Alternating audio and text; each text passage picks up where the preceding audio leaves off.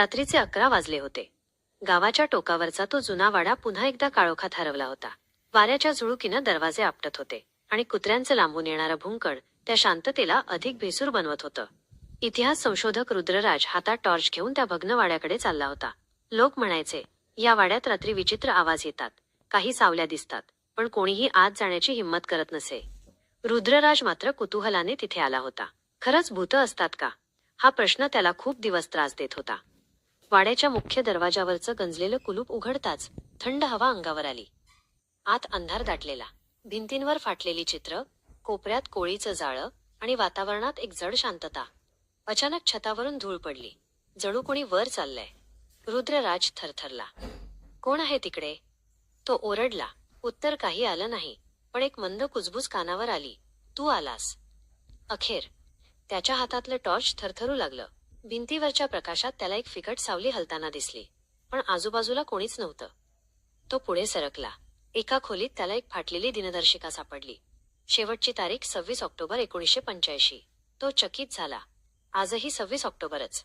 क्षणभरात थंडगार हवा आली आणि दार आपोआप बंद झालं. त्याला भिंतीवर एक नाव दिसलं, शर्वरी. त्याने नाव उच्चारलं आणि त्याचं क्षणी हवेतील तापमान घटलं. दिवा विझला. अंधारात पुन्हा तोच आवाज, तू परत आलास. रुद्रराज गिळंकृत झाला. मी कोण आहेस ते जाणून घ्यायला आलोय, तो म्हणाला. एका तुटलेल्या आरशात त्याला स्वतःचं प्रतिबिंब दिसलं, पण त्याच्या मागे एक स्त्री. पांढऱ्या साडीतील डोळ्यांत एक खोल दुःख. तो वळला तेव्हा कोणी नव्हतं, पण आरशात ती अजूनही उभी होती. भीती आणि कुतूहल दोन्हीने तो पुढे गेला. एका कपाटात त्याला एक डायरी सापडली. त्या पानांवर लिहिलं होतं, रुद्रराज आणि मी कधीच वेगळे होऊ शकत नाही. जर त्याने मला सोडलं तर मी त्याला पुन्हा घेऊन येईन. खाली सही होती, शर्वरी. क्षणात त्याच्या डोळ्यासमोर चित्र चमकू लागली. तोच वाडा पण जुना. तोच रुद्रराज, पण काळ्या कोटात.